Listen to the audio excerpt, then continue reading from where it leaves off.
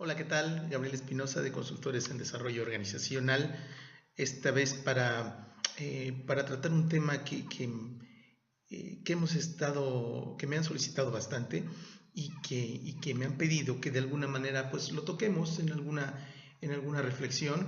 Ya lo hemos hecho de alguna manera también en alguna conferencia a nivel presencial. Hemos tenido de platicar un poco sobre este tema en ya dos universidades bastante prestigiosas de aquí del país, ¿no? Una fue en la Universidad del Valle de México, de la cual soy orgulloso egresado, y otra en el Tecnológico de Monterrey, pero y les ha interesado bastante el tema.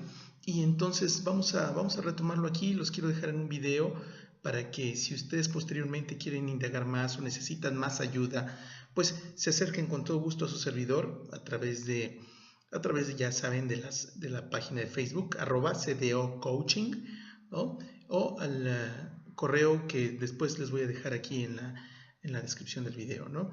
Bien, este tema es algo muy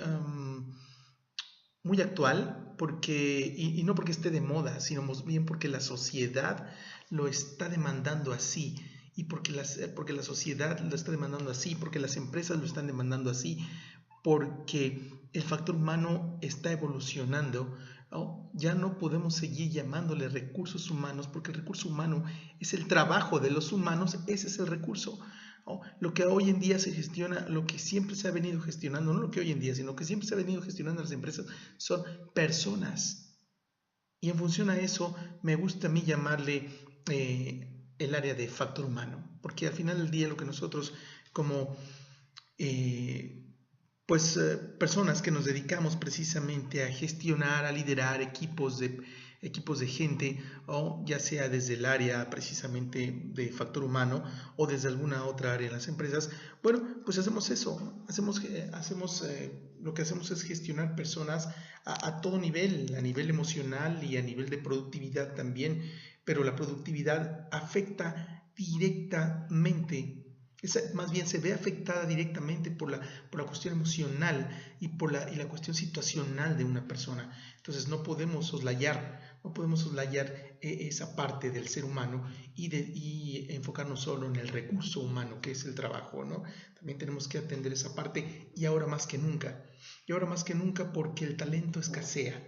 Y el talento escasea no porque no haya suficiente, sino porque hoy en día las empresas no están encontrando el match para poder atraer talento y retenerlo, que ese talento quede el mayor tiempo posible en las empresas, ¿no? Entonces las empresas están buscando ahora que el talento se quede más tiempo, ofreciéndoles una mejor experiencia de vida, porque lo que el candidato hoy busca es eso, una experiencia de vida que más allá del dinero, que más allá de la remuneración económica, más allá de un sueldo, le provea de otros satisfactores de tipo personal, como reconocimiento, como respeto, como autoridad, como superación personal y profesional también, y en general un bienestar familiar, ¿no? Las generaciones de ahora ya no buscan tanto la parte en la que, como por ejemplo mi generación, tocábamos puerta y tratábamos de permanecer el mayor tiempo en la empresa para tratar de hacer una antigüedad y tener nuestra casa, nuestro carro y formar como un patrimonio. A las generaciones de ahora les interesa, pero no les interesa tanto, les interesa más bien una experiencia de vida, porque al final del día es lo que se van a llevar. Y eso ha venido a revolucionar todos los procesos en cuanto a la gestión del factor humano, y me gustaría tratar con ustedes este tema que es súper actual, y que es la entrevista, y que es cómo todos los procesos de reclutamiento y selección se están centrando cada vez más en el candidato. Y no solo estos procesos, todos los procesos de las organizaciones se están centrando cada vez más en las personas, en clientes internos y en clientes externos. A esto pues obviamente se le llama desarrollo organizacional, ¿no? El desarrollo organizacional es, a grandes rasgos, es volcar todas las operaciones, todos los procesos, todas las políticas, volcarlos hacia la persona, hacia los clientes, en este caso clientes internos y clientes externos. Hoy día las empresas tienen una labor muy importante, que es la doble venta. Una, vender sus productos o servicios a los clientes externos, y vender sus productos o servicios además de una experiencia de vida enriquecedora dentro de la empresa en la que laboran, a sus clientes internos. Y es ahí donde quiero yo enfocarme a estos procesos de reclutamiento y selección que se están enfocando cada vez más en centrarse en el candidato. Y para eso me gustaría que primero reflexionáramos un poco sobre ello. Y te voy a hacer esta pregunta. ¿Haces todo lo que puedes en la gestión de candidatos o dejas que muchos talentos se pierdan para siempre? ¿Haces todo lo que puedes cuando estás gestionando tu candidato? ¿Realmente asumes eso como la parte en lo que se necesitan mutuamente? Ya no estamos en la época en la que las empresas nos valemos de la necesidad del otro para poder obtener su trabajo. No. Ahora es un ganar-ganar, es un acuerdo, porque se trata de otorgar una experiencia de vida. Y déjame decirte que 30 de cada 100 candidatos han tenido una mala experiencia como solicitantes de empleo. Estoy leyendo las estadísticas. El 75% expresó que nunca tuvo retroalimentación sobre la decisión después de la entrevista, es decir, que nunca le dijeron, nunca se comunicaron con él para decirle en qué paso seguía, si seguía en el proceso, si ya había sido rechazado. No, nunca le dijeron. El 43% dijo que durante la entrevista se dieron cuenta que el trabajo no era lo que se publicó en la vacante.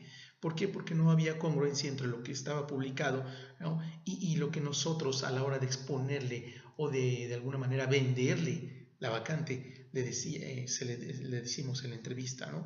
El 26% de los encuestados percibió que la imagen de su entrevistador no representaba a la organización, y esto es también muy grave porque entonces, ¿qué estamos proyectando? ¿Estamos realmente proyectando la imagen de la empresa en la que trabajamos?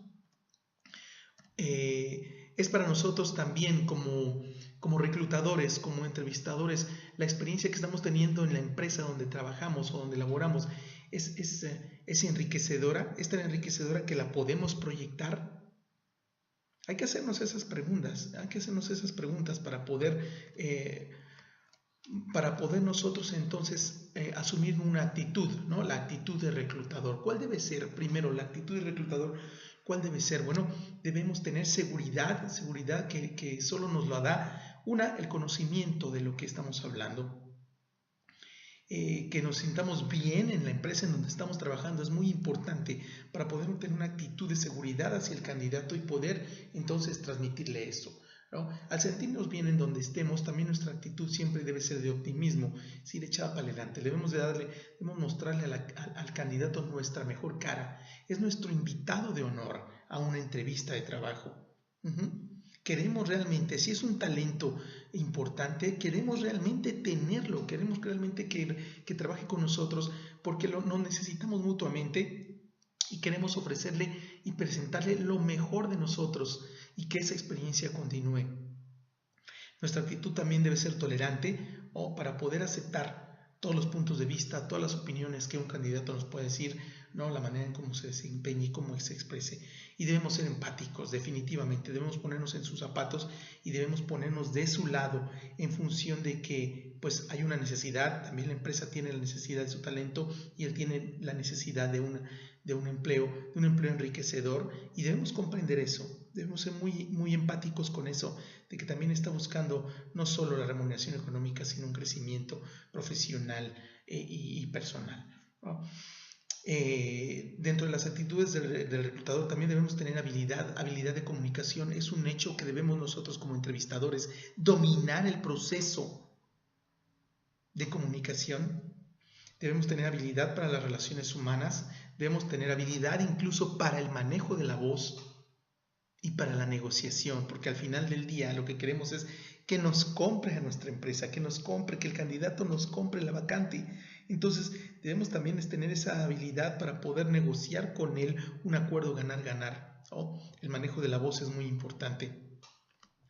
Debemos tener conocimientos, saber de lo que estamos hablando, ¿no? Entonces debemos tener los objetivos, nosotros como reclutadores debemos tener los objetivos bien claros sobre la entrevista, hacia dónde la queremos llevar, qué tipo, debemos tener conocimientos profundos sobre el perfil del puesto y sus competencias.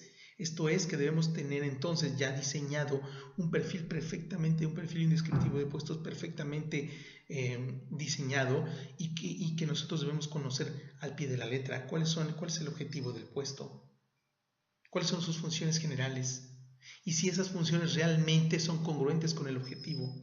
cuáles son las competencias o los factores de éxito que van a llevar a la posición a ser lo más productiva posible, a cumplir con ese objetivo, qué competencias realmente se necesitan, tanto hard skills como soft skills.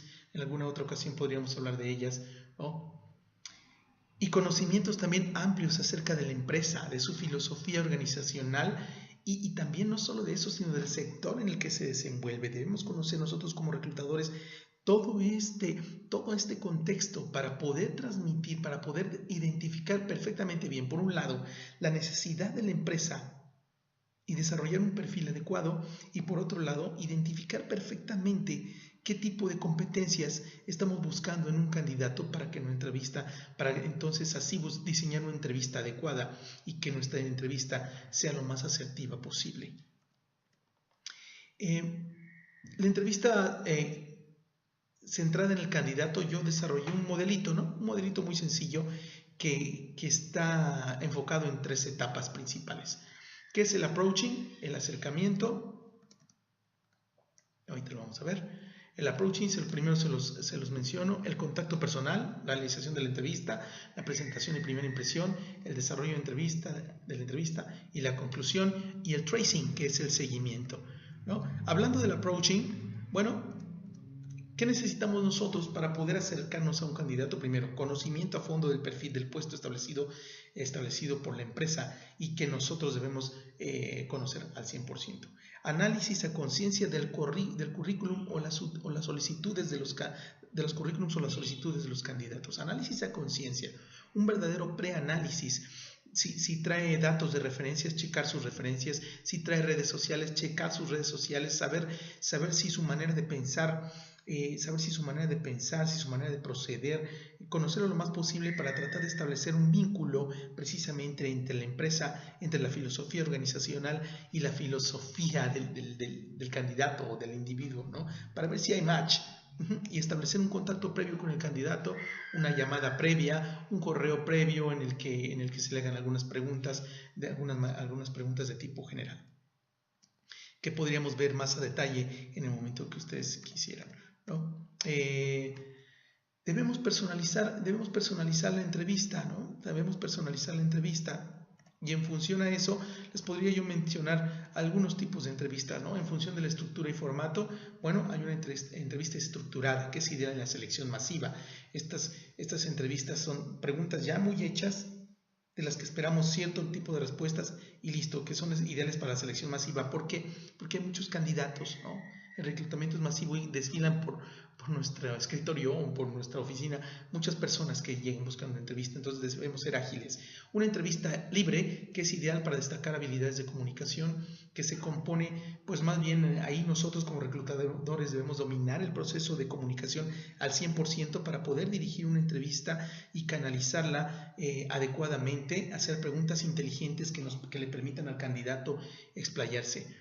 Entrevista mixta o semiestructurada, que es bastante adaptable porque tiene parte libre y parte en la que ya tenemos preguntas muy concretas sobre respuestas muy concretas que también queremos saber. La entrevista de tensión, que también sirve para evaluar la capacidad del candidato ante situaciones de estrés y presión, en donde lo sometemos a una entrevista un poco más tensa, en un clima un poco más ríspido. La entrevista por competencias, que es precisamente la búsqueda del talento, que es la prioridad, y es ahí donde hoy en día las empresas están volcadas, las empresas grandes están volcadas a este tipo de entrevistas porque lo que están buscando es el talento. Las empresas cada vez más están contratando la actitud y entrenando la habilidad o entrenando la aptitud, ¿no? Estamos buscando entonces más el comportamiento, más el feeling, más los valores que hagan match precisamente con los valores institucionales antes que incluso sus habilidades técnicas, ¿no? O su experiencia. Hay otro tipo de entrevista que se llaman entrevistas millennials, que son las entrevistas tipo Google, tipo HP, tipo Facebook, en las que pues hacen preguntas sui generis, ¿no? Muy creativas, que no tienen otro, que además de ver la capacidad de reacción del candidato, pues también tratan de identificar su creatividad, su imaginatividad, la manera en cómo salen del paso también a ciertas preguntas, ¿no? Y dentro de esto, bueno, pues está, como les decía yo, el desarrollo de la entrevista, que es muy importante, ¿no? Es ahí donde nosotros tenemos precisamente, ¿no?, que enfocarnos también, ¿no? Realización de la entrevista, la presentación y primera impresión es muy importante. Debemos asumir y debemos proyectar entonces la imagen corporativa, ¿no? A través de nuestra propia imagen debemos proyectar la imagen corporativa al candidato.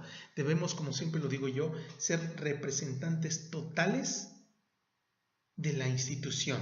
La primera impresión que el candidato tenga de nosotros es muy importante, porque así como la primera impresión que tenemos nosotros del candidato es importante, también es viceversa. O el desarrollo de la entrevista, en la que primero debemos nosotros pues generar rapport, que el candidato se sienta en confianza a través de las herramientas que en algún momento dado podríamos conocer, o tener una entrevista ya diseñada e ir preguntando en función a ellas. Yo digo desde mi punto de vista que es válido incluso leerle las preguntas, ¿no? Leerle las preguntas al candidato para que nosotros sepamos bien hacia dónde nos enfocamos, a menos que sea una entrevista libre y lo que queramos sea más bien como establecer una plática, ¿no? Y al final del día, pues, y al final de la entrevista, una conclusión en la que dejemos bien claro cuál fue el objetivo de la entrevista, en qué parte del proceso está, y al final, después, la tercera etapa, que como yo les decía, pues es el tracing. Y en el tracing, déjenme pasar para acá, y en el tracing es el seguimiento que le damos al candidato después de la entrevista, ¿no? Es decir, debemos mantenerlo informado sobre la etapa del proceso en la que se encuentra, si es un talento que es muy viable, si es una persona que es muy viable, que tiene un buen talento, que hace mucho clic con nuestro perfil. Bueno, entonces lo que menos queremos es soltarlo, ¿no es así? Entonces debemos mantenernos en contacto con él, mandarle un correo, invitarlo a que visite nuestras redes sociales. Lo podemos incluso invitar a que pase un día en nuestra empresa y que platique con las personas que serían sus compañeros de trabajo. De esta manera él va sintiendo que hay un compromiso real y su compromiso también va siendo mutuo, ¿no?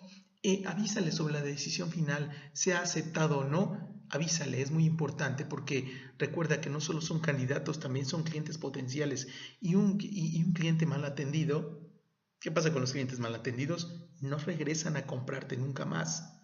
Pasa lo mismo con los candidatos, y no solo eso, pues van a dar una mala recomendación de la empresa en donde estás, van a dar una mala recomendación de tu organización.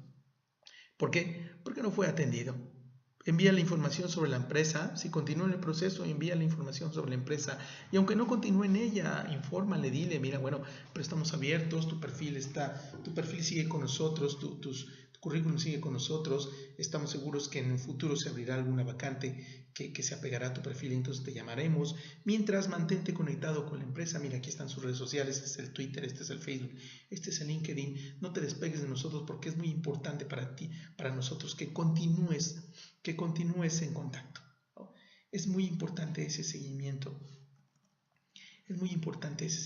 Y antes de dar por terminada la entrevista, también algo que se me estaba pasando y voy a regresar a ello.